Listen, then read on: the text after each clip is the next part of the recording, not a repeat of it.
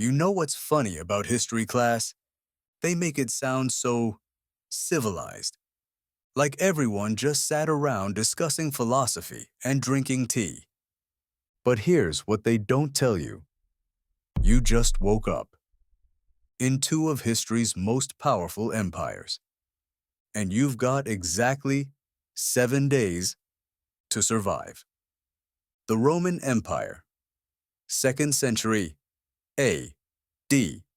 The Ottoman Empire, 16th century. You're not a senator. You're not a sultan. You're nobody. You're poor. You're hungry. And time is already running out. Disease will try to kill you. Starvation will try to kill you. The government will try to kill you. Hell, even the buildings will try to kill you. By day 7, you'll be begging for the sweet release of death. Let's see which empire kills you first. This is the Slow History Channel. And today, we're playing history's deadliest survival game. No save points, no respawns, no mercy. Your 7 days of hell start now. Welcome to Rome, 150 AD. You've just arrived in the Suburra, the most dangerous neighborhood in the most powerful city on Earth. That brown river flowing down the street that you just stepped in, that's not chocolate milk. That's raw sewage mixed with industrial waste, animal blood from the slaughterhouses, and the occasional dead body. The smell alone could kill a modern person. But you're going to be breathing this for the next 6 days. Look up at those apartments towering above you. They're called insulae, and they're architectural death traps. 6 stories of rotting wood held together by hope and corruption. No steel beams, no safety inspections, no building codes whatsoever. The Romans built these things to pack as many poor people as possible into the smallest space, and they collapse on a weekly basis. See that building over there with the scorch marks? That burned down last Tuesday. The one next to it collapsed on Thursday, crushing 17 families. The Romans don't keep rescue services for the poor. If you're trapped under rubble, you die under rubble. And speaking of dying, those rough-looking men walking toward you, they're not coming to welcome you to the neighborhood. This is gang territory, and you just wandered into it looking like a lost tourist with money, which you don't have, but they don't know that yet. Rome has no police force for areas like this. The Praetorian Guard. They protect the emperor, the urban cohorts. They guard the rich districts.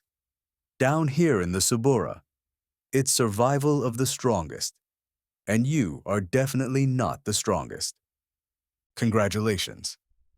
You've been in Rome for exactly 10 minutes, and you're already running for your life through sewage-filled streets, dodging collapsing buildings, while gang members chase you through the maze of the ancient world's largest slum. Meanwhile, 1,500 years later and 1,000 miles east, you're having a completely different but equally terrifying experience in 1550s, Anatolia. You've just walked into a frontier town on tax collection day. But the Ottoman Empire doesn't just collect money. They collect people. What you're witnessing is called the Devshirme system, and it's about to ruin dozens of families forever. Those Janissary soldiers aren't just taking tribute. They're inspecting every Christian boy between the ages of 8 and 18, looking for the strongest, smartest, and most promising children.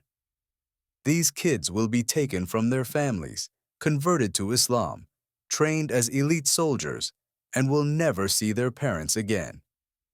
The parents are crying because they know this is goodbye forever.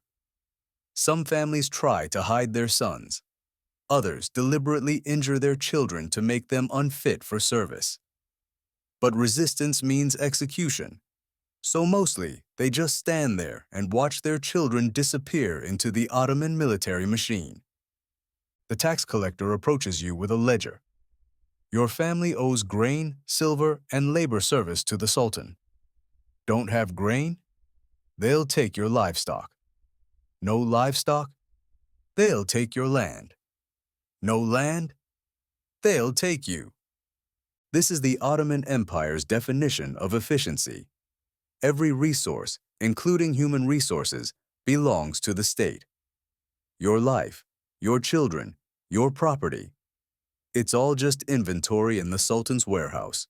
Back in Rome, you need shelter, and fast. The gangs are still looking for you. Night is falling, and sleeping on the street is basically volunteering to be murdered. Your only option is renting space in one of those insulated death traps. The landlord is a sweaty, corrupt man who owns half the slum and bribes officials to ignore safety violations. He quotes you a price that would bankrupt a merchant for a space the size of a modern bathroom. Here's the cruel mathematics of Roman housing. The higher the floor, the cheaper the rent. Why? Because the higher you go, the more likely the building is to collapse, burn down, or simply fall over in a strong wind. The first floor has stone foundations and wealthy tenants. The sixth floor is a wooden box balanced on toothpicks, filled with desperate people who can't afford anything better.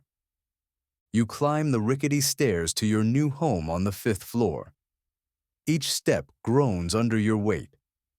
The walls are so thin you can hear your neighbor's heartbeat. There's no running water above the first floor, so you'll be carrying buckets up 5 flights of stairs every day.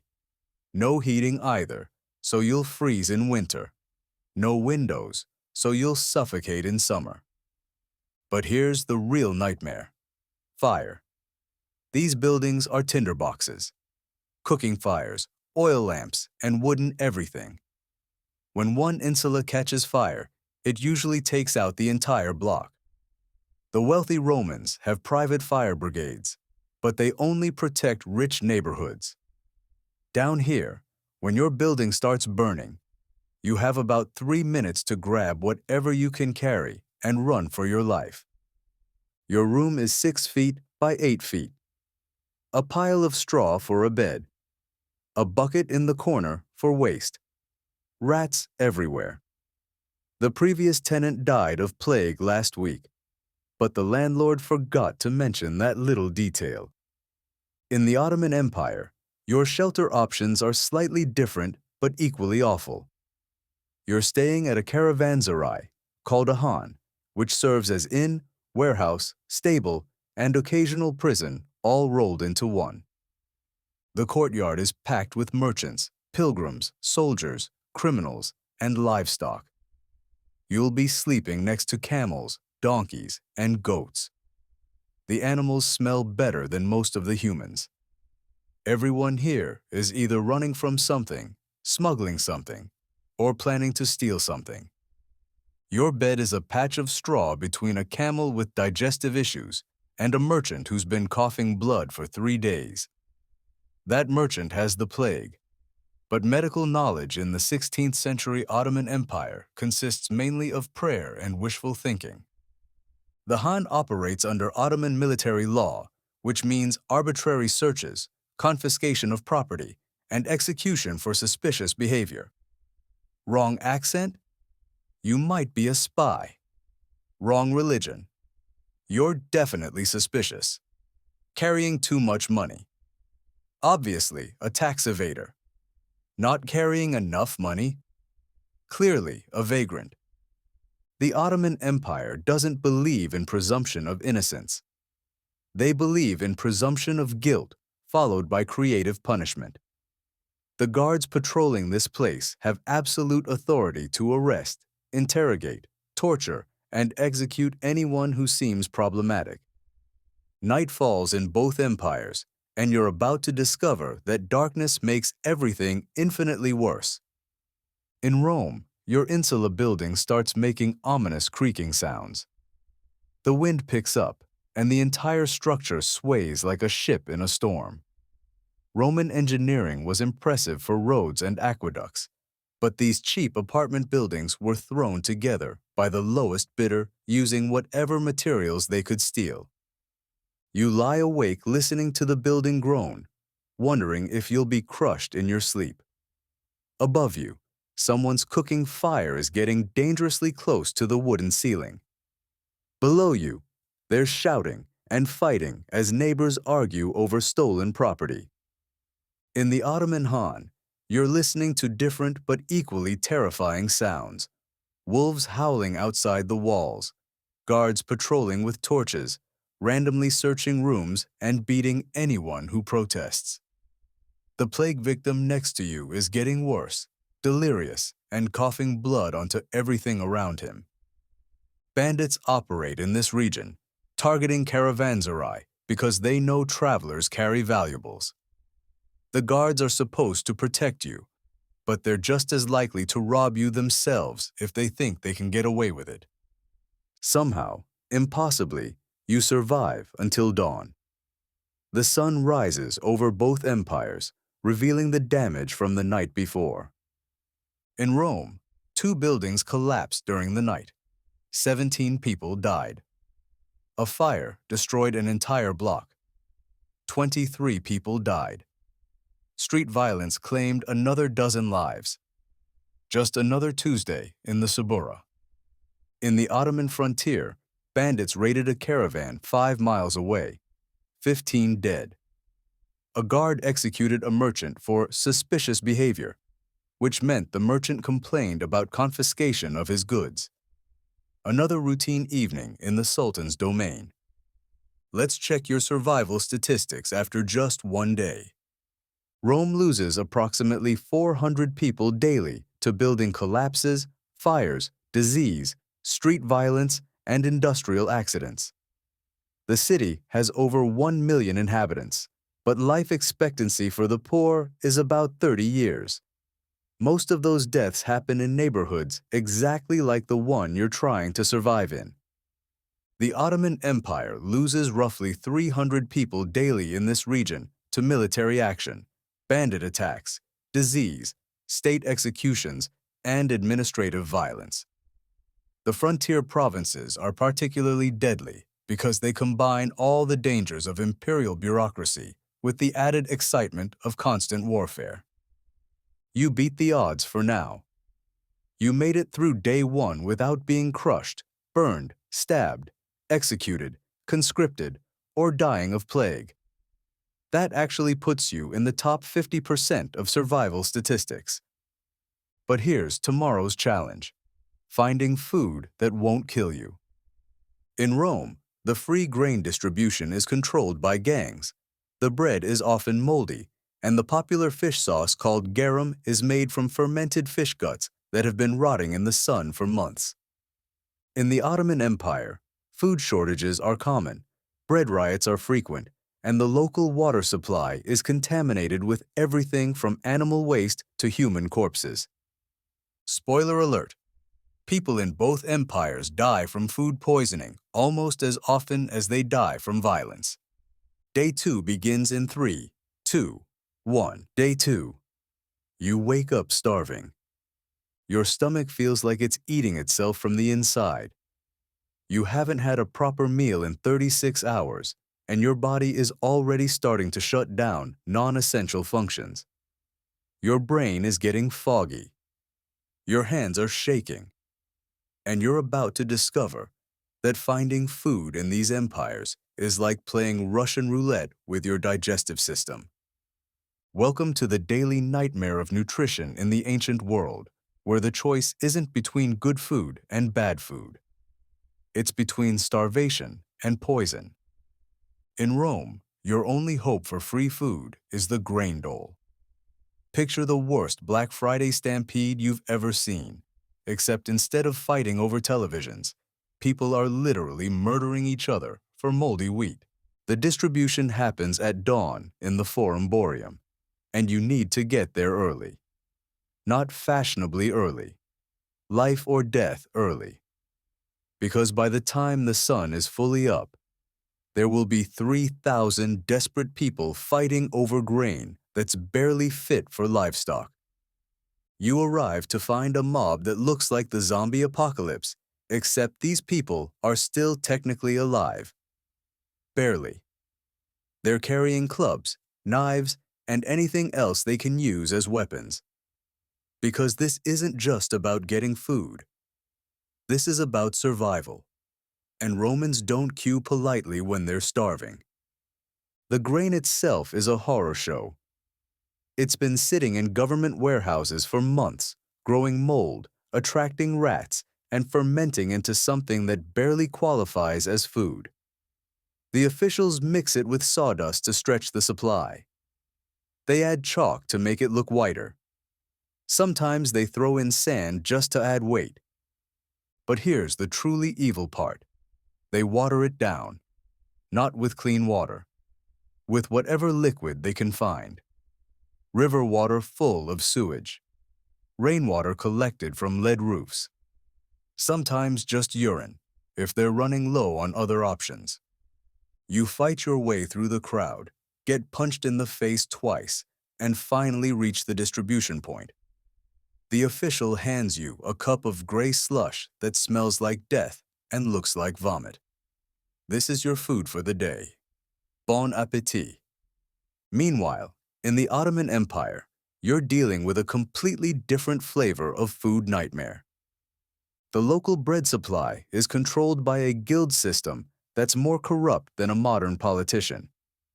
The bakers have been cutting their flour with everything from ground bones to crushed limestone. They're using water from wells that are basically open sewers. And they've been storing grain in warehouses infested with more rats than a New York subway system. But today's special excitement is a bread riot. The price of grain just doubled overnight because the local governor decided to export the good stuff to Constantinople, leaving the frontier provinces to survive on scraps. You can hear the mob 3 blocks away. They're screaming in Turkish, breaking windows, and setting fire to anything that looks government-related. The Janissary guards are trying to maintain order by killing random protesters, which is somehow making everyone angrier. You approach the bakery to find a scene that looks like a medieval battle. People are climbing over each other, wielding bread like weapons, and literally fighting to the death over loaves that are probably 50% sawdust anyway. A woman next to you gets stabbed over a piece of flatbread that's so moldy it's basically a biological weapon. A man behind you is beating someone with a stale loaf that could probably be used as a club in actual combat. You manage to grab something that might technically be bread if bread were made from flour, desperation, and the tears of starving peasants. It's rock hard, tastes like dirt, and has things growing on it that probably aren't supposed to be there. But wait, there's more. Because solid food is only half the battle. You also need water. And in both empires, drinking water is basically a suicide attempt with extra steps. Roman water comes through an amazing aqueduct system that's one of the engineering marvels of the ancient world. Unfortunately, it's delivered through lead pipes, and lead poisoning is slowly turning the entire population into brain-damaged lunatics. The Romans know lead is dangerous. They've written about it. But they keep using it anyway because it's cheap and easy to work with. It's like knowing that smoking causes cancer, but deciding to smoke anyway because the cigarettes taste good. The lead pipes leach metal into the water supply at a rate that would horrify modern toxicologists. Every glass of water is slowly destroying your nervous system, causing stomach problems, brain damage, and eventually death. But hey, at least it's convenient. The wealthy Romans have figured this out, which is why they drink wine instead of water. But wine costs money, and you don't have money, so you get to enjoy the slow-motion poisoning experience along with the rest of the poor population. The water tastes metallic, makes your teeth hurt, and gives you headaches that feel like someone is driving nails into your skull. But it's either this or dehydration, so bottoms up. Ottoman water is a different kind of nightmare. The wells in frontier towns are basically community toilets with a thin layer of water on top. People dump their waste in the same water source they drink from. Animals use it as a bathroom. Dead bodies get thrown in when nobody's looking. It's like a bacterial theme park designed to kill you in the most unpleasant way possible. The water looks brown, smells like a sewer, and has chunks floating in it that you really don't want to identify. But you're desperately thirsty. Your mouth feels like sandpaper, and your body is starting to shut down from dehydration. You take a sip and immediately regret every life choice that brought you to this moment. It tastes like liquid death mixed with concentrated misery. Your stomach cramps instantly. Your brain screams at you to stop drinking. But you need fluids, so you keep going. Within an hour, you're experiencing the early stages of cholera, dysentery, or some other waterborne disease that will spend the next few days trying to kill you from the inside out. Now let's talk about the truly special food that both empires are famous for. In Rome, that means garum, the fermented fish sauce that Romans put on everything. Imagine taking fish guts, fish heads, fish scales, and basically every part of the fish that modern people throw away. Now imagine putting all of that in a big container and letting it rot in the Mediterranean sun for 3 to 6 months.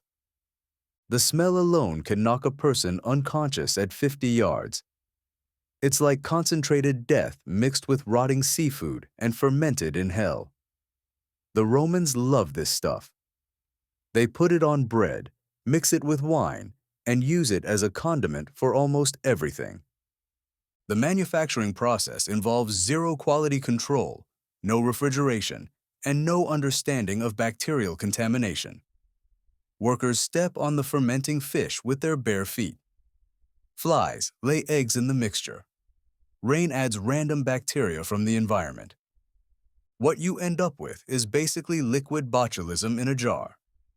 It causes food poisoning so severe that people die vomiting blood. But it's considered a delicacy, so Romans keep eating it and wondering why their life expectancy is so low. Ottoman cuisine offers its own special brand of culinary Russian roulette.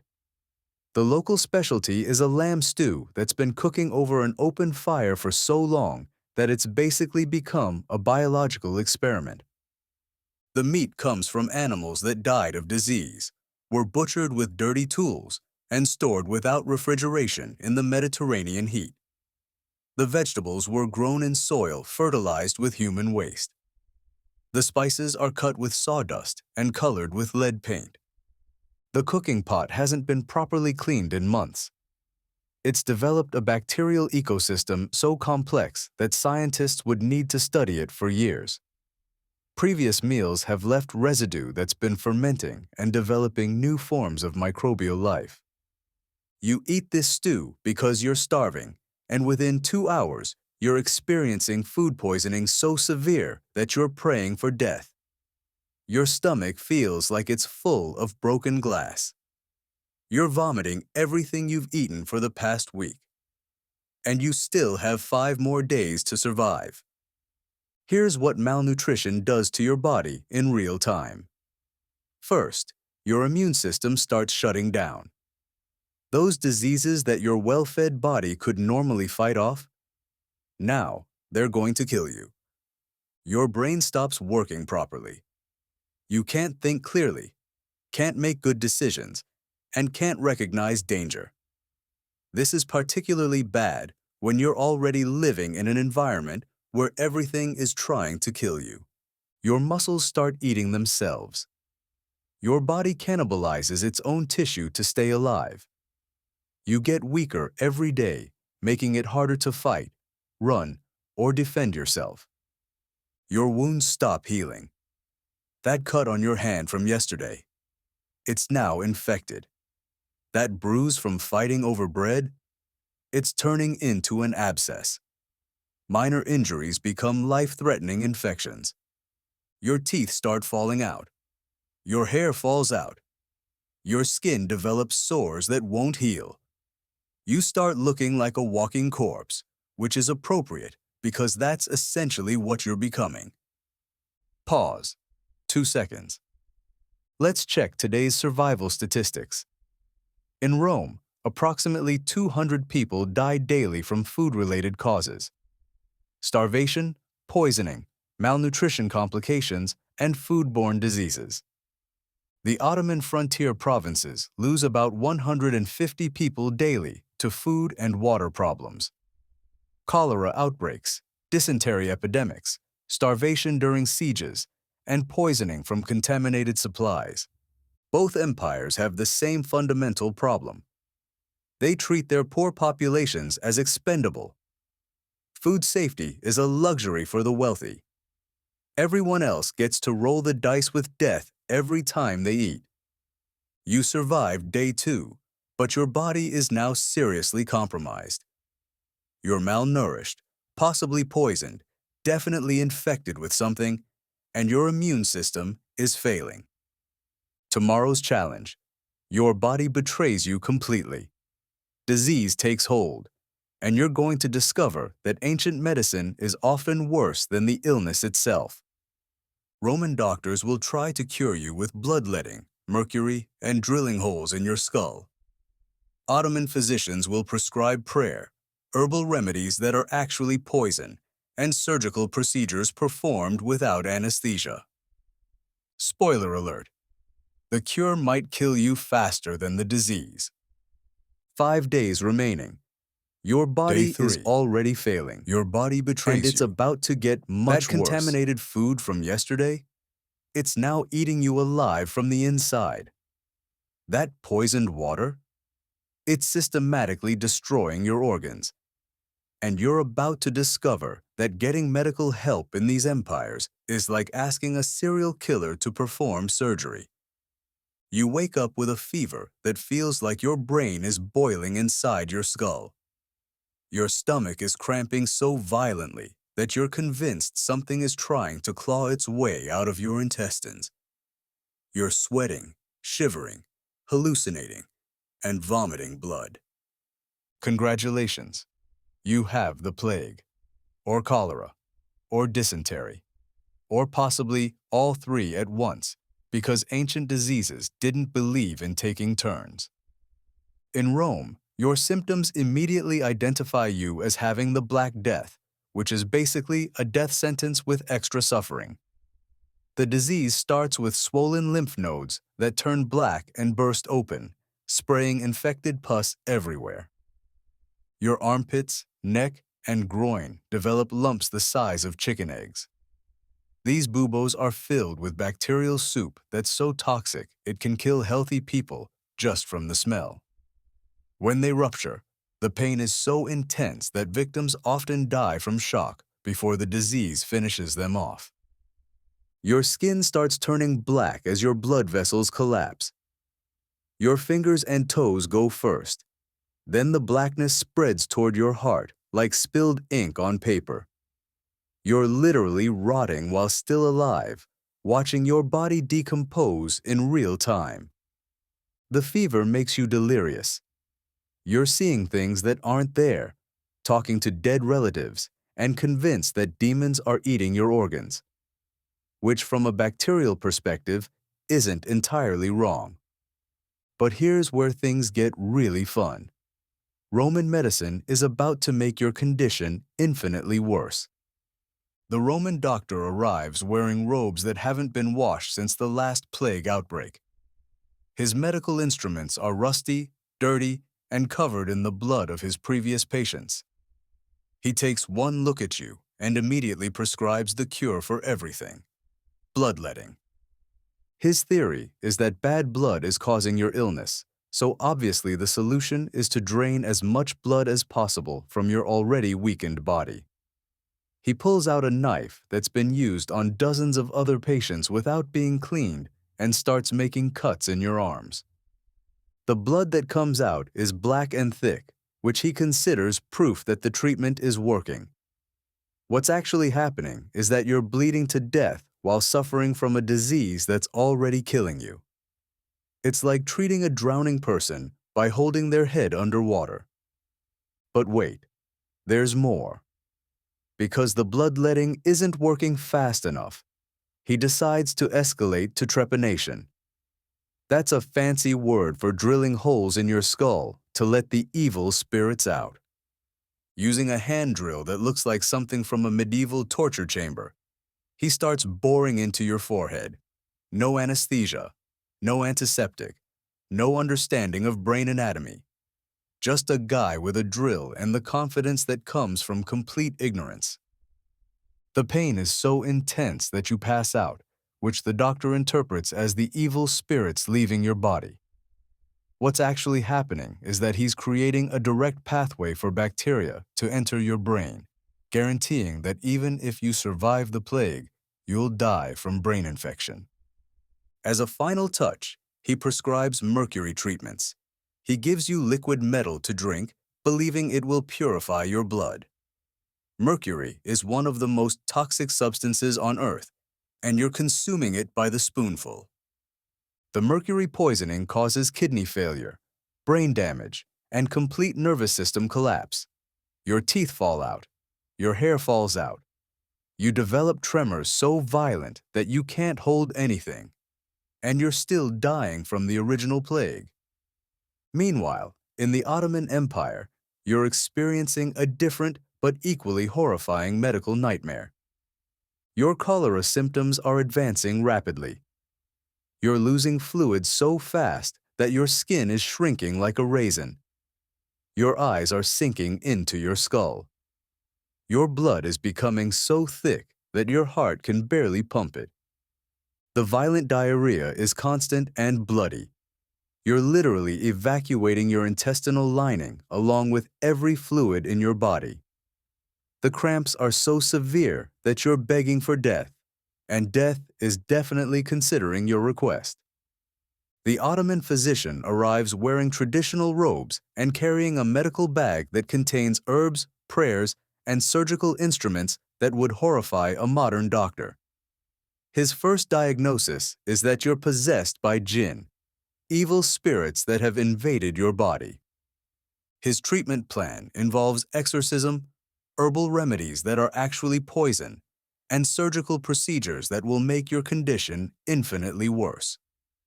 He starts by prescribing a mixture of plants that are toxic to humans but supposedly drive away evil spirits.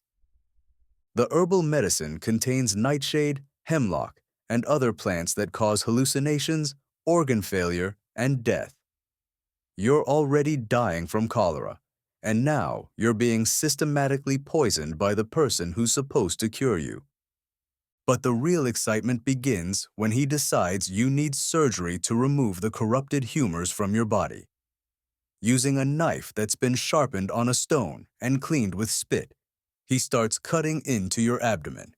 No anesthesia, because Ottoman medicine believes that pain is necessary for healing. You're fully conscious as he slices through skin, muscle, and fat, looking for the source of your illness. The agony is so intense that you're screaming loud enough to wake the dead. He finds your intestines, which are already damaged from cholera, and decides they look infected. So he starts cutting pieces out, believing he's removing diseased tissue. What he's actually doing is creating massive internal bleeding and guaranteeing a fatal infection. To stop the bleeding, he uses hot iron cauterization, literally burning your internal organs to seal the wounds. The smell of your own flesh cooking fills the room. The pain transcends anything the human nervous system was designed to handle. As a finishing touch, he sews you back up using thread that hasn't been sterilized and techniques that guarantee infection. Then he prescribes prayer and fasting, because obviously, what your dying body needs is less nutrition and more spiritual intervention. Here's what's really happening to your body during this medical nightmare. The original diseases are systematically destroying your organs, but the treatments are accelerating the process. In Rome, The bloodletting is removing the red blood cells you need to carry oxygen. Your brain is suffocating while your heart works overtime to pump what little blood remains. The trepanation has introduced brain-eating bacteria that are consuming your neural tissue. The mercury is binding to your cellular proteins and destroying them from the inside. Your kidneys are shutting down. Your liver is failing. Your nervous system is disintegrating. You're dying from at least 4 different causes simultaneously. In the Ottoman Empire, the herbal poisons are attacking your already compromised digestive system. The surgery has created internal bleeding that's draining your remaining blood supply. The cauterization has destroyed healthy tissue and created massive infection sites. Your immune system, already weakened by cholera and starvation, is completely overwhelmed. Bacteria are multiplying in your surgical wounds faster than your body can fight them. You're developing sepsis, which means your blood is becoming toxic. Both medical systems share the same fundamental problem. They're based on complete ignorance of how the human body actually works. Doctors are performing procedures that would be considered torture in a modern context. Let's talk about the mortality statistics.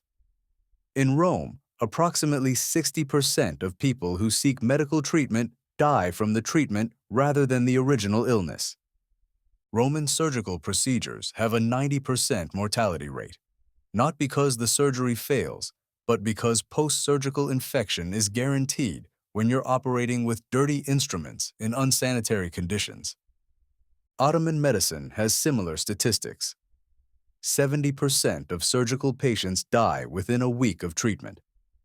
The herbal remedies are fatal in 40% of cases, often causing more organ damage than the original disease. Both empires lose approximately 100 people daily to medical treatments. That's not counting the people who die from the diseases themselves. That's just the ones killed by their doctors. The wealthy in both empires have figured this out, which is why they avoid doctors whenever possible. Poor people don't have that luxury.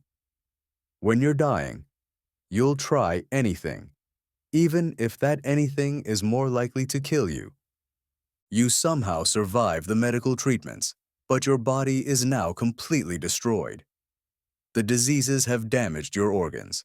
The treatments have poisoned your blood. You're weaker than you've ever been in your life. Your immune system is non-existent. Your nervous system is compromised. Your digestive system is ruined.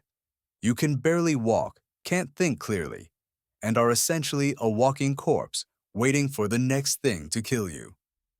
And speaking of the next thing to kill you, tomorrow brings a brand new nightmare: the legal system. In Rome, you'll be falsely accused of theft, face trial by combat, and discover that justice is something you purchase rather than receive. Roman law exists to protect the wealthy and dispose of the poor. In the Ottoman Empire, you'll be arrested for tax evasion, tortured for a confession, and executed using methods designed to maximize suffering rather than efficiency. Spoiler alert: both legal systems consider you guilty until proven wealthy. 4 days remaining. Your body is broken. Your mind is damaged. And tomorrow, the government is going to try to kill you. Because apparently, disease and medical malpractice weren't enough. Day 4. The law wants you dead. You somehow survived the diseases. You somehow survived the medical treatments. Your body is broken, your mind is damaged, and you can barely stand upright. But apparently, the universe isn't finished with you yet. Because today, you're going to discover that justice in these empires isn't about right and wrong. It's about rich and poor. And you are definitely catastrophically poor. You've just been accused of theft. Not because you stole anything, but because you look like someone who might steal something. In both empires, being poor is essentially a crime, and looking desperate is evidence of guilt. In Rome, The accusation comes from a wealthy merchant who claims you stole a loaf of bread from his shop. You weren't even near his shop. You've been too sick to leave your death trap apartment. But he needs someone to blame for his missing inventory, and you look like an easy target. Roman law operates on a simple principle. If you can't afford to defend yourself, you're guilty. There's no presumption of innocence, no right to legal representation, and definitely no protection against false accusations. The trial takes place in the forum, where a magistrate who's been bribed by the merchant will decide your fate. You're not allowed to speak in your own defense unless you can pay for an advocate. Since you can't even afford food, legal representation is completely out of the question. The evidence against you consists entirely of the merchant's testimony. He swears by the gods that he saw you stealing, even though he's never seen you before in his life. But his word carries weight because he's wealthy, and yours carries nothing because you're not. The magistrate doesn't even pretend to consider your innocence. He's been paid to find you guilty, and Roman corruption is so efficient that your conviction was decided before the trial began. The only question is what creative method they'll use to kill you. Your sentencing options are delightful. Crucifixion, which involves being nailed to a wooden cross and left to die slowly over several days. Being thrown to wild animals in the arena, where you'll be torn apart for the entertainment of crowds who paid to watch you die. Or, if you're really lucky, they'll throw you from the Tarpeian Rock, which is a cliff where they execute traitors and criminals by hurling them onto the rocks below. It's faster than crucifixion, but the landing is somewhat unpleasant. The magistrate chooses crucifixion because it's the most public and serves as a warning to other poor people who might consider existing in Roman territory. They nail you to a cross on the side of a major road, where thousands of people will watch you die over the next 3 days. Crucifixion is designed to maximize suffering. The nails go through your wrists and feet, damaging nerves and causing constant agony. Your weight pulls against the wounds, tearing flesh and making breathing nearly impossible. You die slowly from a combination of blood loss, dehydration, exhaustion, and asphyxiation. Your body weight makes it impossible to breathe normally, so you have to push up against the nails in your feet every time you want to take a breath. The whole process takes 2 to 3 days, during which you're conscious and in agony. Crowds gather to mock you, throw stones, and place bets on how long you'll last. Your death becomes entertainment for people who consider your suffering amusing. Meanwhile, in the Ottoman Empire, you're experiencing a different flavor of legal nightmare, but the outcome is equally fatal. You've been accused of tax evasion, which in the Ottoman system is basically a death sentence with paperwork. The local tax collector claims you've been hiding income and avoiding your obligations to the Sultan. The evidence against you is that you're poor, which the Ottoman legal system interprets as proof that you must be hiding wealth somewhere. Their logic is that everyone should be paying more taxes, so if you're not paying much, you must be cheating. Ottoman justice operates on the principle of presumed guilt. You're considered a criminal until you can prove your innocence, which is impossible when the proof they want is money you don't have. The trial is conducted by a qadi, an Islamic judge who combines religious law with imperial administrative requirements. He's not interested in determining whether you actually evaded taxes. He's interested in extracting a confession and setting an example. The interrogation begins with questions you can't answer correctly. How much money did you earn last year? If you say too little, you're lying. If you say too much, you're admitting to tax evasion. There's no right answer because the system is designed to trap you. When you can't provide satisfactory answers, they escalate to enhanced interrogation techniques. That's a polite way of saying torture designed to extract confessions regardless of guilt or innocence. They start with the bastinado, which involves beating the soles of your feet with rods until the bones break. The pain is so intense that most people confess to crimes they didn't commit just to make it stop. If that doesn't work, they move to joint dislocation, systematically pulling your arms and legs out of their sockets until you're screaming confessions to anything they want to hear. The human shoulder wasn't designed to handle that kind of stress. The final technique is the strappado, where they tie your hands behind your back and hang you from a rope attached to your wrists. Your own body weight dislocates your shoulders and causes nerve damage that lasts for life. Eventually, you confess to tax evasion, not because you're guilty, but because continuing the torture will kill you anyway. The confession is then used as evidence to justify your execution. Your execution method is impalement, which makes crucifixion look merciful by comparison. They sharpen a wooden stake and insert it through your body, starting from the bottom and working upward until it emerges from your chest or neck. The process is designed to avoid vital organs initially, so you remain conscious for hours while the stake slowly pierces through your internal systems. You can feel every inch of wood as it destroys your organs from the inside. They display your impaled body in the town square as a warning to other potential tax evaders. You die slowly over the course of a day, visible to everyone, serving as both punishment and public education about Ottoman tax policy. Here's what both legal systems have in common. They're not designed to determine guilt or innocence. They're designed to dispose of poor people who might cause problems for the wealthy and powerful. In Rome, the law exists to protect property and maintain social order. Poor people are considered inherently criminal because poverty itself is seen as evidence of moral failure. If you're poor, you must be lazy, dishonest, or criminal. Roman courts operate more like businesses than justice systems. Magistrates are appointed based on wealth and political connections, not legal knowledge or fairness. They're essentially paid to produce specific outcomes. The wealthy can purchase not just legal representation, but actual verdicts. A rich man accused of murder can pay for acquittal, while a poor man accused of stealing bread gets crucified. Justice is literally for sale.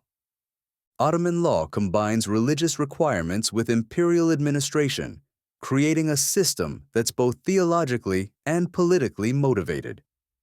You're not just breaking human law, you're offending God and the Sultan simultaneously.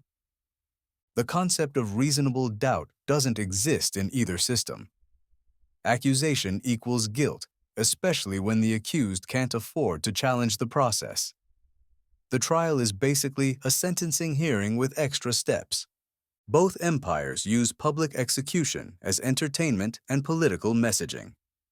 Your death isn't just punishment for your alleged crime.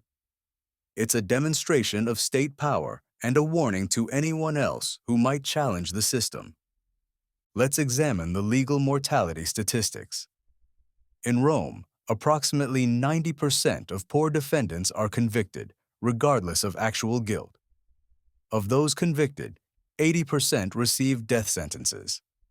Roman crucifixions have a 100% mortality rate, obviously. But the process typically takes 2 to 3 days, during which you're conscious and suffering continuously. It's designed to be as unpleasant as possible. Ottoman courts convict 95% of accused tax evaders, again, regardless of actual guilt. The confession extraction rate through torture is essentially 100%, because everyone eventually breaks under systematic physical destruction. Impalement has a slightly faster mortality rate than crucifixion, typically killing victims within 8 to 24 hours. But the psychological horror of feeling a stake slowly pierce through your organs makes it arguably worse. Both legal systems process approximately 50 executions daily in major urban areas. That's not counting imprisonments, beatings, mutilations, and other punishments that don't immediately kill you but significantly reduce your life expectancy.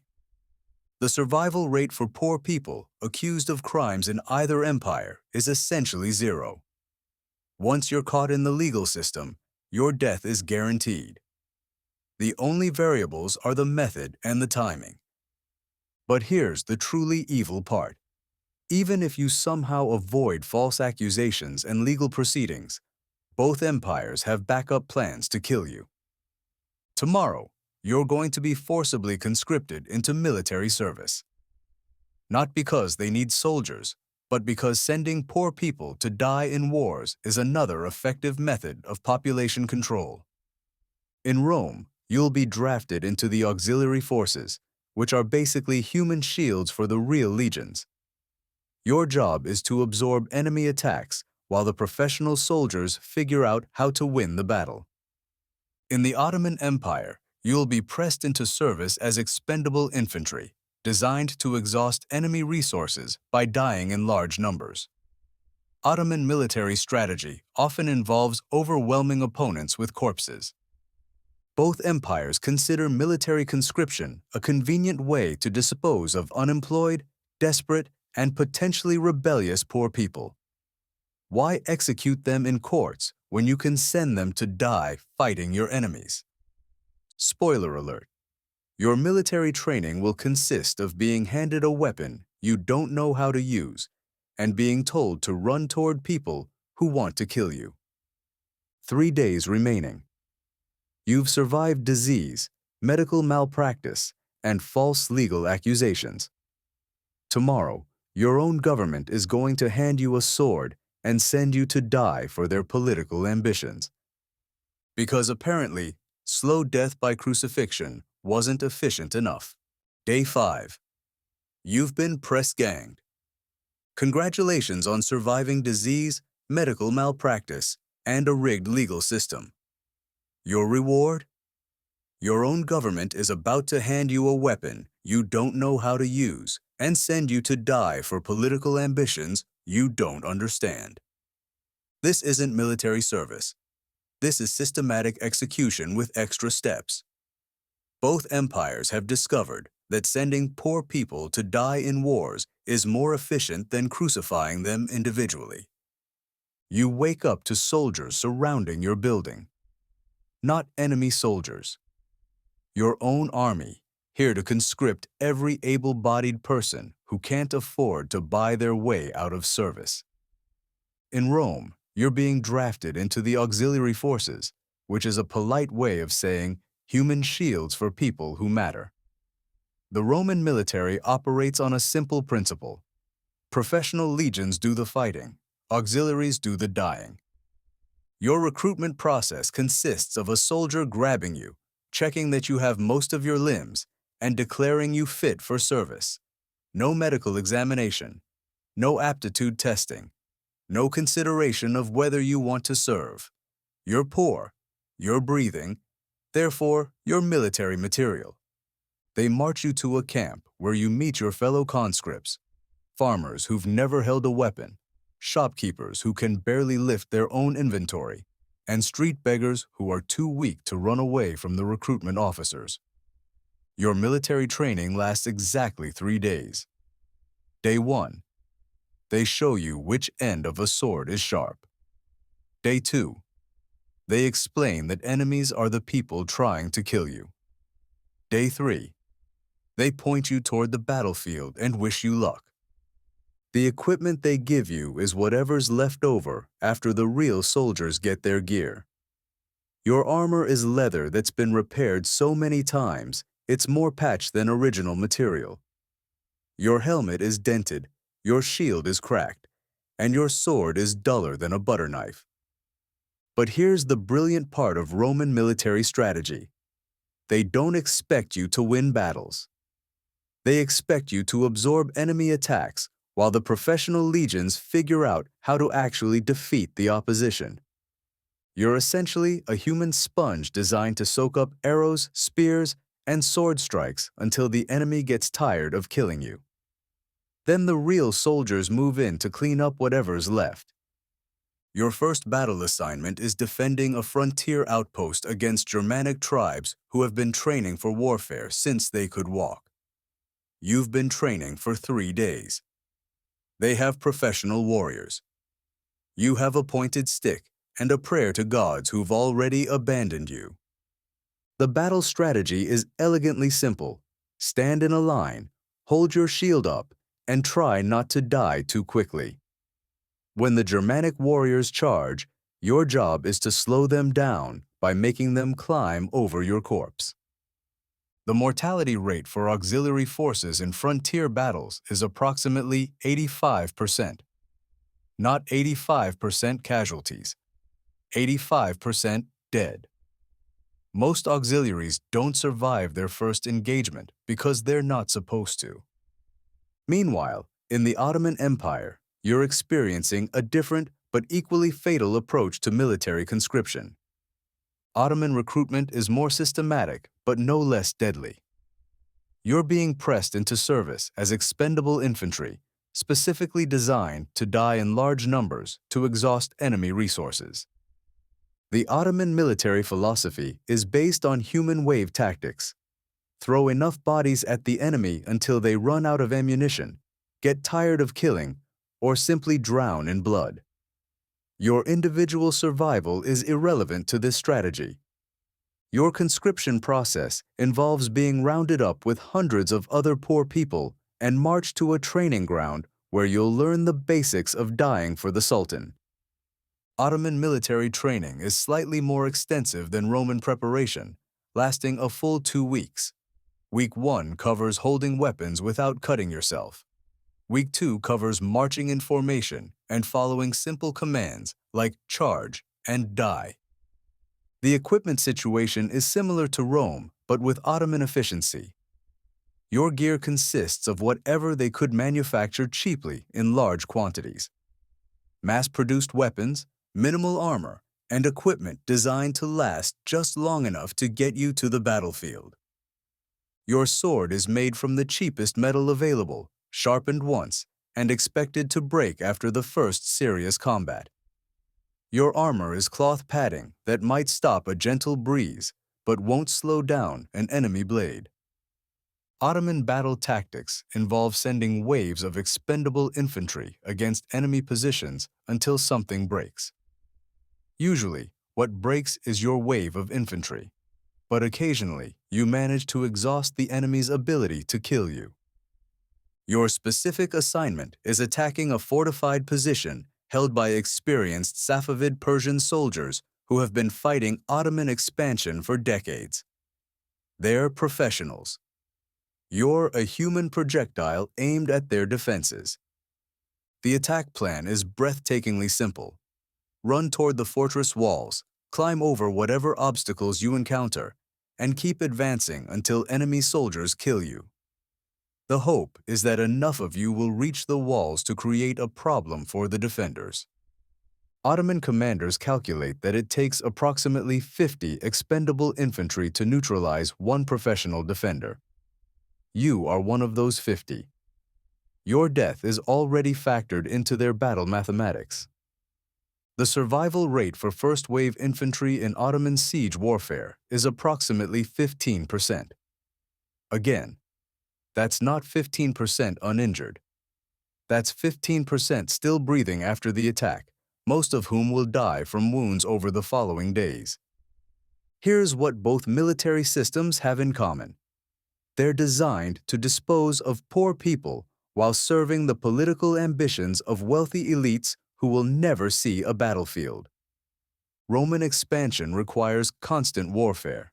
But Roman citizens are too valuable to waste in dangerous battles. So they conscript poor people from conquered territories to do the actual dying, while Romans take credit for the victories. Ottoman expansion operates on the same principle. The Sultan needs territories and resources, but Ottoman nobles aren't going to risk their lives for imperial ambitions. So they press gang peasants to serve as ammunition in their political wars. Both empires have discovered that maintaining large armies of expendable soldiers is cheaper than training professional military forces. Why invest in expensive equipment and extensive training when you can just recruit more poor people? Your life has literally been calculated as more expendable than the cost of proper military equipment.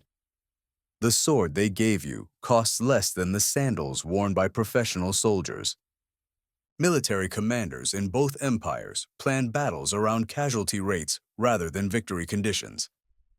They're not asking, how do we win this battle?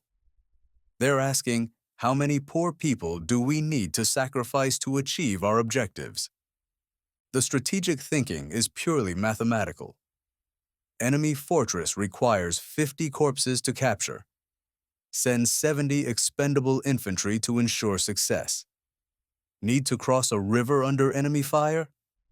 Calculate how many bodies it takes to build a bridge. Let's examine the military mortality statistics. Roman auxiliary forces have an average life expectancy of 6 weeks from recruitment to death. Most die in their first battle, but some survive long enough to die in their second. Ottoman expendable infantry has a slightly better survival rate, averaging 8 weeks from conscription to death. This is partly because Ottoman battles tend to last longer, giving more opportunities for death. Neither empire keeps detailed records of auxiliary casualties because they're considered replaceable resources rather than individual soldiers. Dead auxiliaries get replaced like broken equipment. The mortality rate for conscripted forces in major battles approaches 90%. Professional armies fighting with expendable support have learned to factor this into their logistics planning.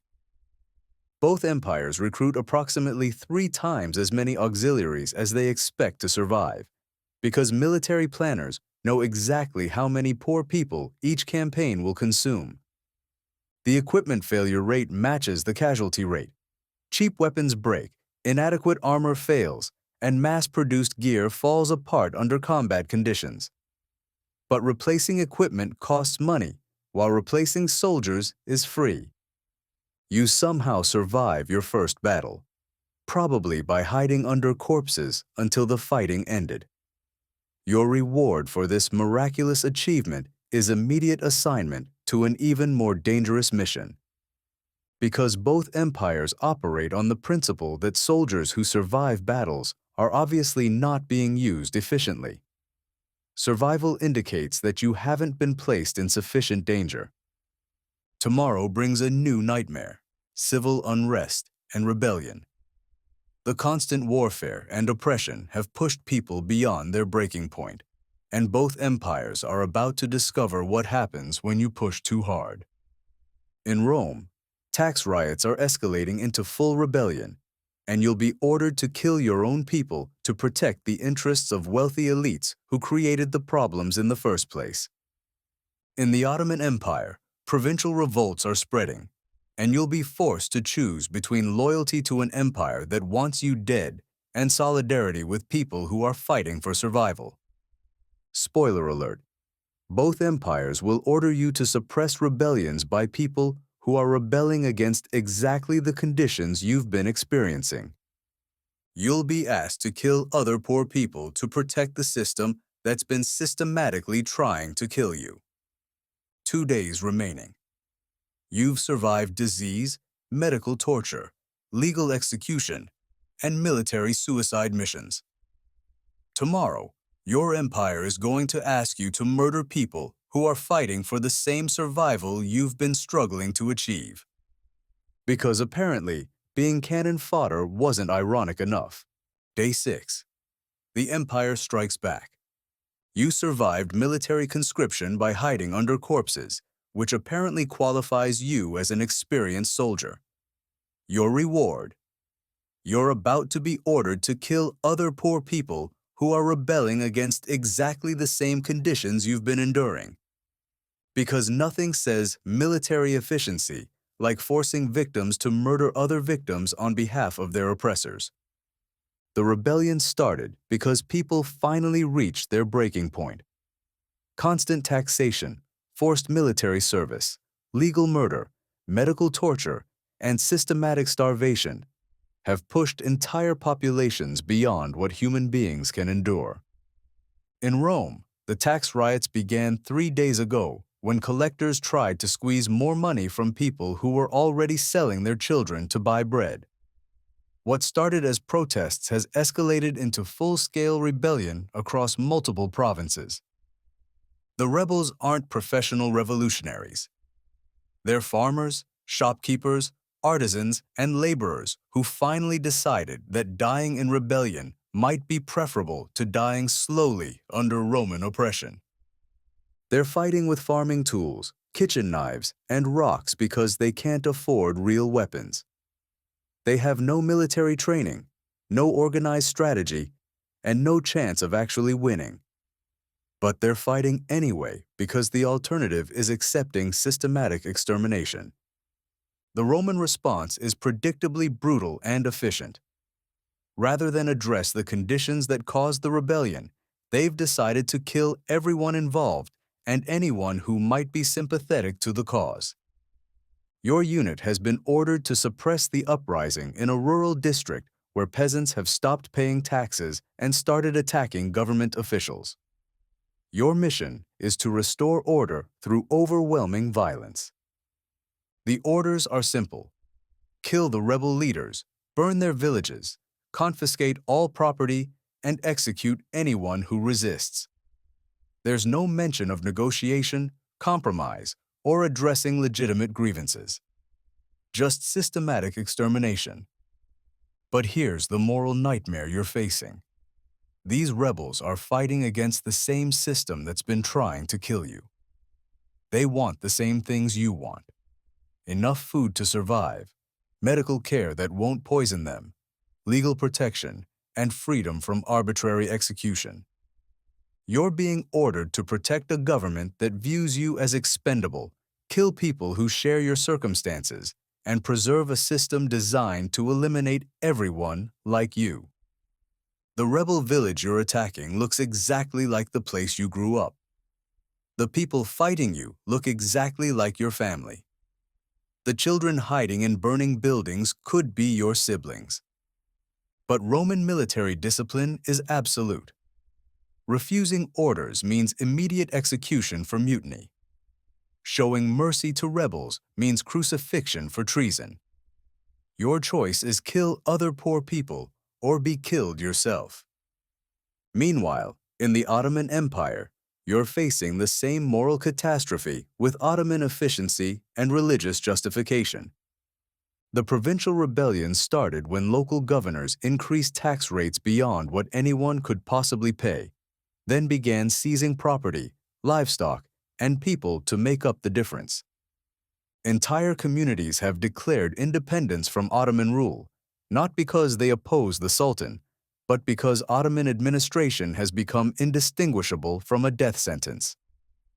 The rebels are using the same desperate tactics as their Roman counterparts: farming equipment as weapons, improvised fortifications, and guerrilla attacks against superior forces.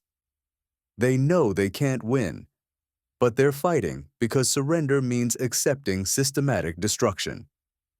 Your Janissary unit has been dispatched to crush a rebellion in a frontier province where locals have stopped paying taxes, expelled government officials, and declared autonomous rule. The Ottoman approach to rebellion suppression combines religious warfare with administrative efficiency. The rebels aren't just political criminals. They're religious heretics who have violated their obligations to God and the Sultan.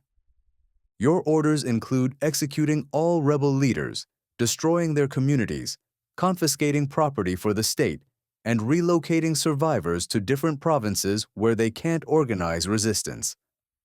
The religious justification makes it theoretically easier. You're not murdering innocent people. You're carrying out divine justice against those who have defied God's chosen representative on earth. But the reality is that these rebels are fighting against the same oppressive taxation, arbitrary legal system, and forced military service that you've experienced. They want the same basic survival that you've been struggling to achieve. The rebel stronghold you're ordered to attack is defended by people who look like your neighbors, sound like your family, and share your desperation. They're fighting with the same improvised weapons and desperate courage you would use in their situation. Ottoman military discipline matches Roman efficiency.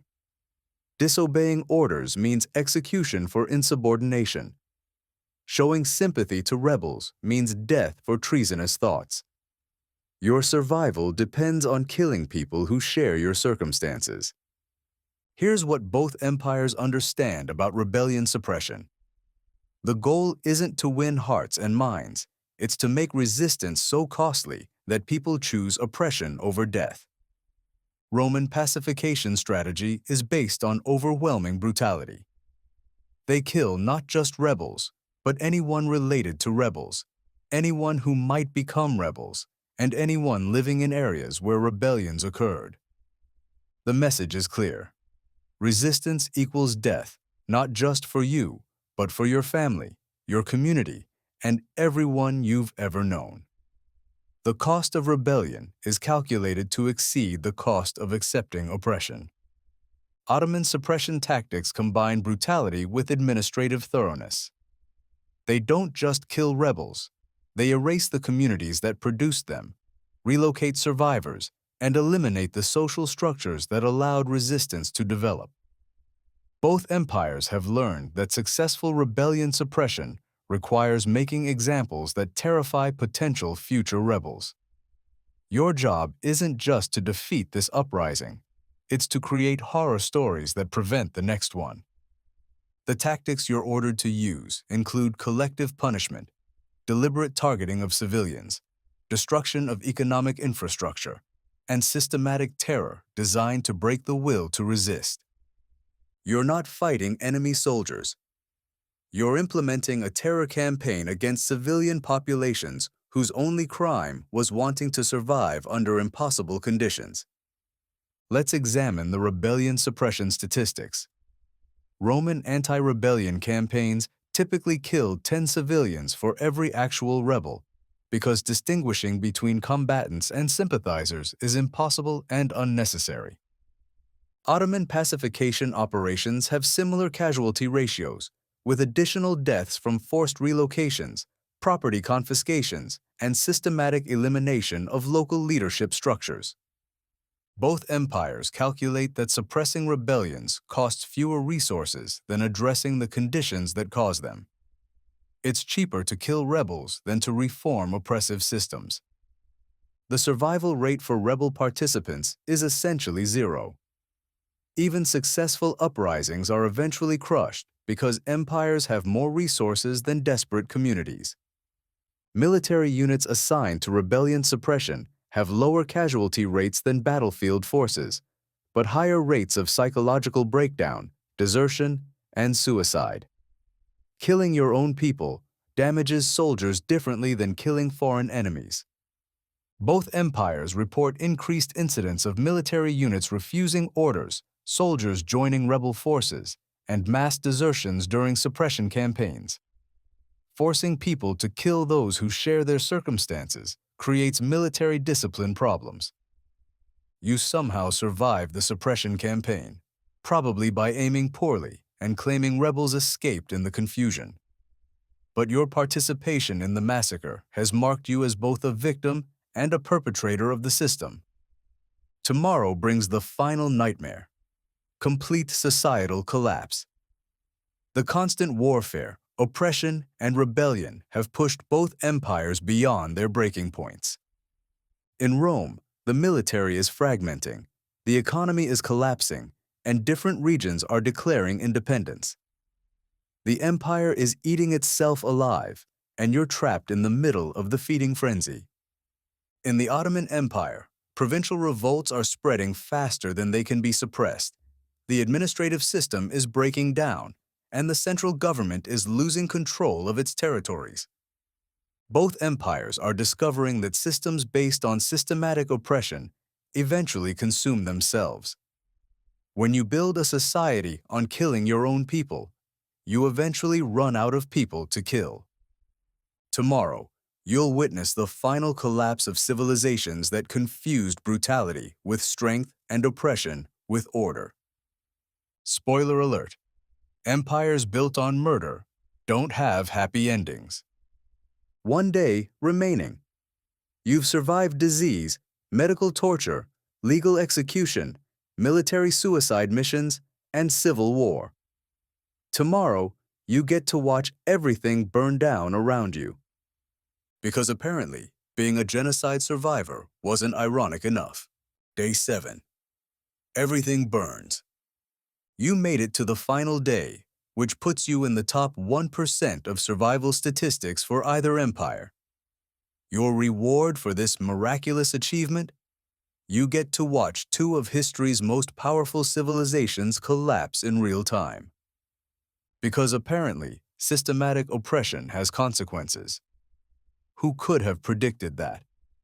The collapse isn't happening gradually. It's happening all at once, like a controlled demolition where someone forgot the controlled part. Every system that kept these empires functioning has simultaneously decided to stop working. In Rome, the economic foundation just evaporated overnight. The currency is worthless because people realized that coins stamped with the face of a dead emperor don't actually have magical value. The grain supply has collapsed because the farmers you've been systematically oppressing have stopped farming. The trade routes are blocked by bandits, rebels, and military deserters who figured out that robbing supply convoys pays better than serving an empire that considers them expendable. The tax system has imploded because the people you haven't killed yet have stopped paying for the privilege of being murdered. Your military unit received orders this morning to restore order in the capital. The only problem is that half your unit deserted during the night. The other half is planning to desert at the first opportunity, and the officers are too busy fleeing to safety to issue coherent commands. The roads leading to Rome are clogged with refugees, deserters, fleeing officials, and opportunistic criminals. It looks like the world's worst traffic jam. Except instead of cars, it's desperate people carrying everything they own and trying not to get killed. The city itself is burning. Not metaphorically burning, literally burning. Multiple districts are on fire simultaneously because the fire brigade joined the rebellion. The water supply has been cut off, and angry mobs are expressing their political opinions through aggressive urban redevelopment.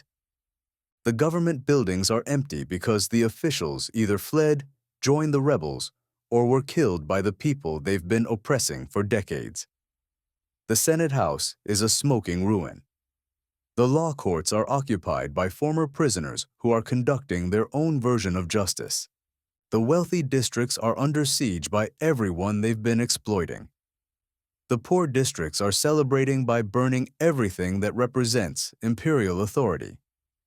The middle districts are caught between revolutionary justice and imperial revenge, which is a uniquely unpleasant place to be. Meanwhile, in the Ottoman Empire, you're witnessing a different but equally spectacular civilizational meltdown. The provincial revolts have spread so rapidly that the central government has lost track of which territories they still control. Entire regions have declared independence, not because they have a plan, but because Ottoman administration has become synonymous with death. The Janissary Corps, which was supposed to be the empire's elite fighting force, has fragmented into competing factions that are fighting each other instead of defending the empire.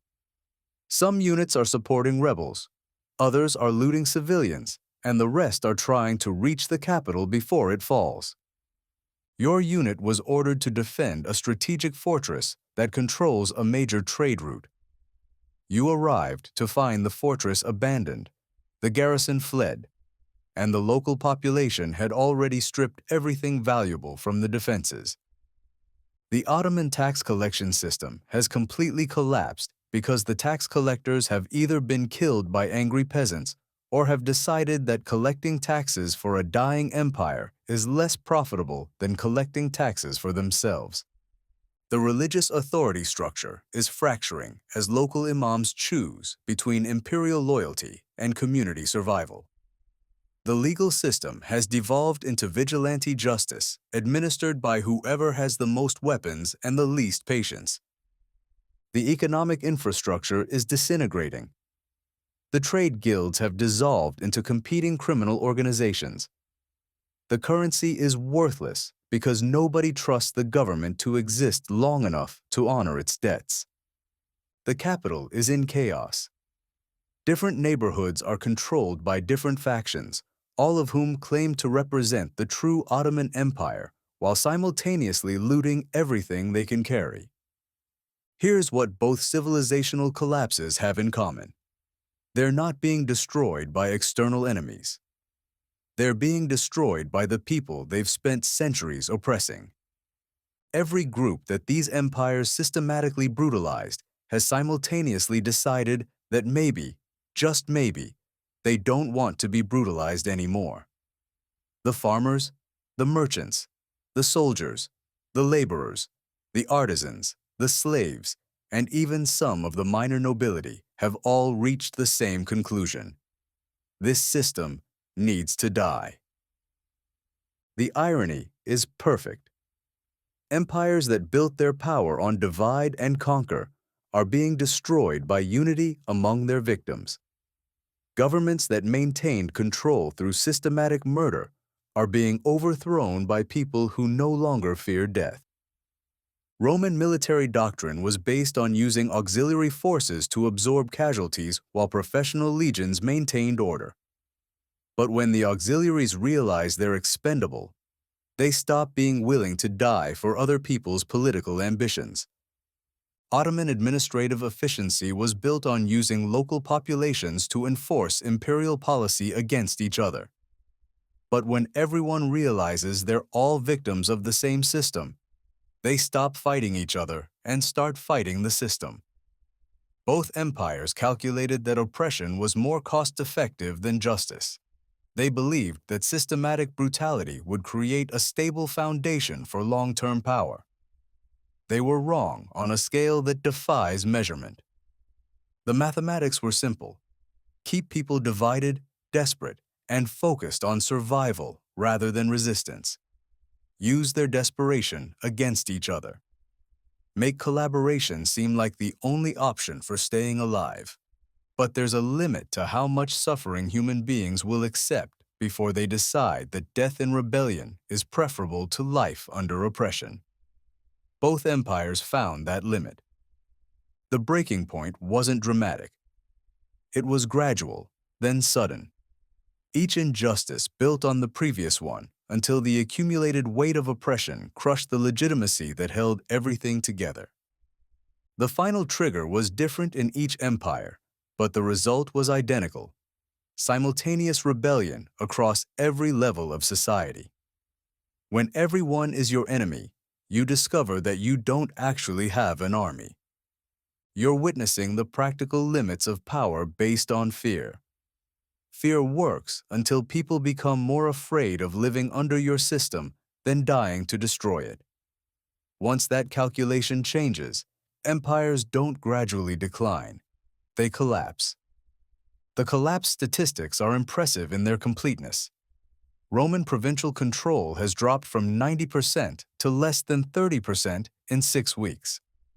Ottoman territorial authority has fragmented so rapidly that reliable statistics are impossible to collect. Both empires are discovering that governments exist by consent, not force. When that consent is withdrawn simultaneously across entire populations, force becomes irrelevant because there aren't enough soldiers to kill everyone. Military desertion rates have exceeded 80% in both empires. Economic activity has dropped by more than 60%. Tax collection has essentially stopped. Administrative functions have ceased in most regions. The survival rate for imperial officials approaches 0. The survival rate for wealthy elites who supported the system is similarly dismal. The survival rate for ordinary people has actually improved because they're no longer being systematically murdered by their own government. But here's your final challenge: surviving the collapse itself. Civilizational breakdown creates its own unique dangers that make the previous 6 days look like a peaceful vacation. There's no government to maintain order, but there's also no government to oppress you. There's no economy, but there's also no systematic extraction of your resources. There's no military, but there's also no forced conscription. The cities are burning, but they were death traps anyway. The roads are dangerous, but they were always dangerous for poor people. The legal system has collapsed, but it was designed to kill you. You're free, but you're free in a world where everything is on fire and nobody knows what comes next. And somehow, impossibly, against every statistical probability and historical precedent, you're still alive. You survived disease, medical torture, legal murder, military suicide missions, civil war, and civilizational collapse. You wouldn't last a week in either empire. Except you did.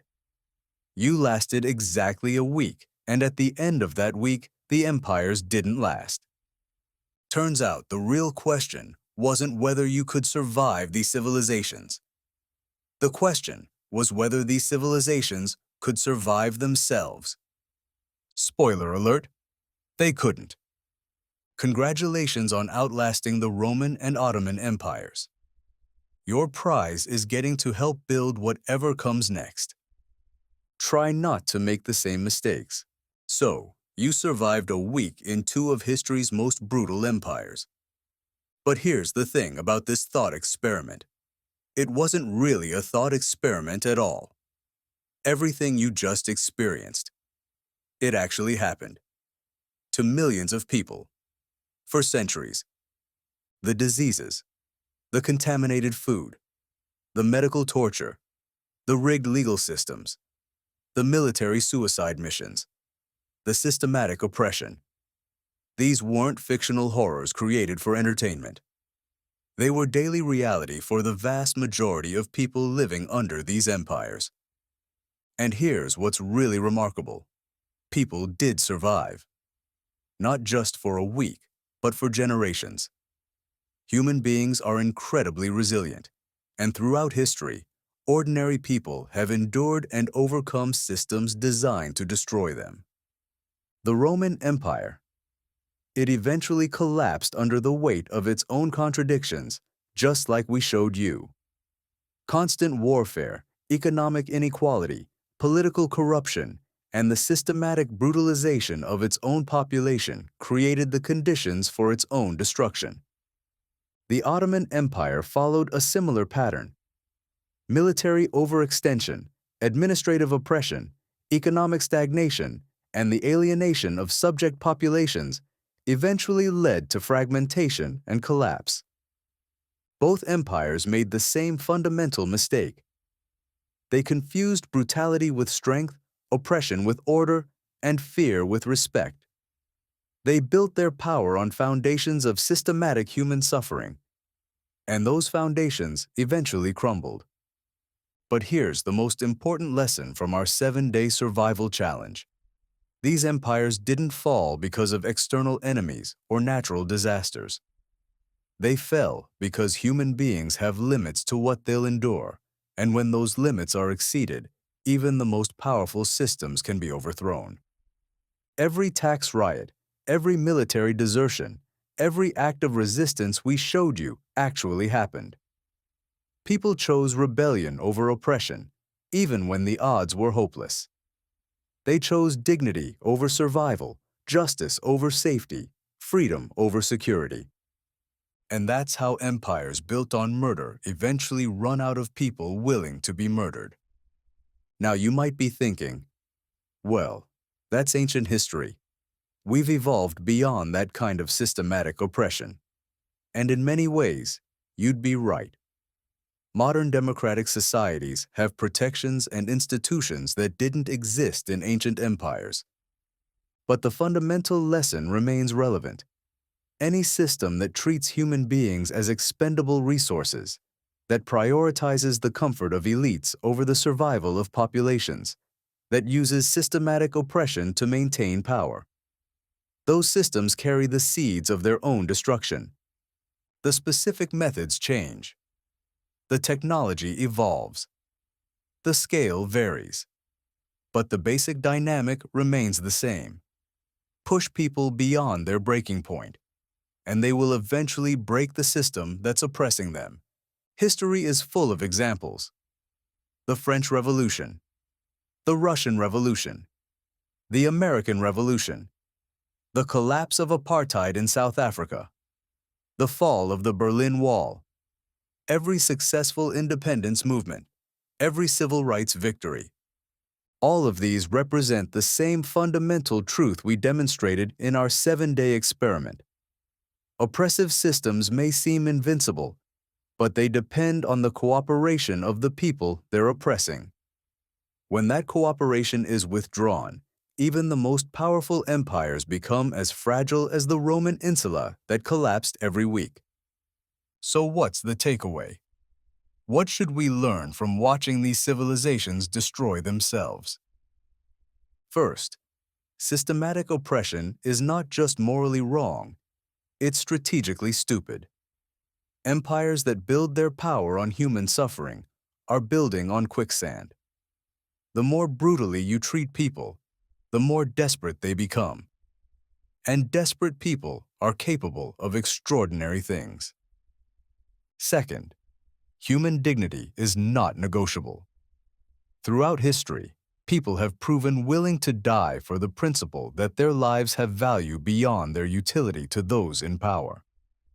Any system that forgets this basic truth is doomed to failure. Third, cooperation is stronger than coercion.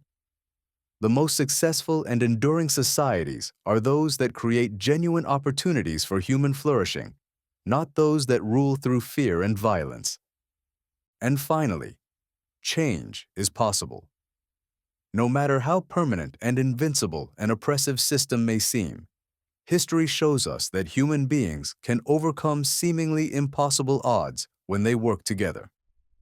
The Roman and Ottoman empires seemed eternal to the people living under them. They had existed for centuries. They controlled vast territories and commanded enormous resources. They had sophisticated military and administrative systems, but they fell anyway because they were built on a lie.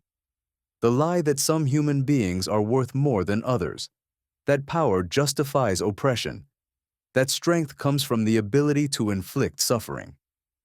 That lie eventually destroys every system built upon it. So the next time you see systematic injustice, remember, you wouldn't last a week under the Roman or Ottoman empires. You know what's But you funny didn't have about to, history class? because those empires make it couldn't sound last so when confronted with the civilized. fundamental human Like refusal everyone to just sat accept around discussing dehumanization. philosophy and The drinking arc tea. of history is long, but here's it what they bends don't toward tell justice. you. Not just because woke up justice is inevitable, in two but of because history's people most like powerful you, empires. people who refuse to accept you've that got suffering is the exactly natural order of 7 things, days keep bending to it. survive. You survived Roman 7 Empire, days in two of history's 2nd most brutal century, empires. A. The D. question now The is, Ottoman Empire, what are you going to 16th do with that century. knowledge? You're How not are a you senator. going to help bend that You're arc? not a sultan. You're nobody. You're poor. You're hungry. And time is already running out. Disease will try to kill you. Starvation will try to kill you. The government will try to kill you. Hell, even the buildings will try to kill you. By day 7, You'll be begging for the sweet release of death. let's see which empire kills you first. This is the Slow History Channel. And today, we're playing history's deadliest survival game. No save points, no respawns, No mercy. Your 7 days of hell start now. Day 1. You wake up in hell.